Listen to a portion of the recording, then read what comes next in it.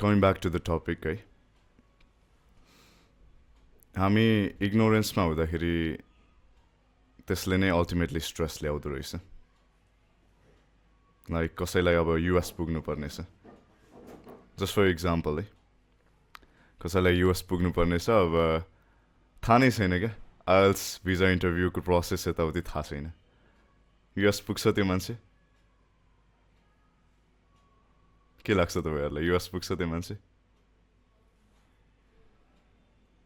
Of course not, पुग्दैन नि. Because there's a long process for that, as it is. Yeah. Process नै थाहा छैन, अनि इग्नोरेन्ट छ त्यो मान्छे, ल्याक अफ नलेज. त्यस्तो भएपछि फल्स पर्सेप्सन हुन्छ. अब युएस पुग्ने त पुग्ने, कसरी पुग्ने? लोन जम्मा गरेर हुन्छ कि, अस्ति एउटा त्यो न्युजमा पनि आइरहेको थियो होला, कसले चाहिँ पुरै यत्रो धेरै पैसा जम्मा गरेर ल म चाहिँ तपाईँलाई युएस लगिदिन्छु है भनेर कहाँको भित्रको जङ्गलको बाटो लगेको, लास्टमा फर्केर नेपाल नै आउनु पर्यो, कति वर्ष भनौँ न भयोभरको ट्रमाज यताउति झेलेर. सो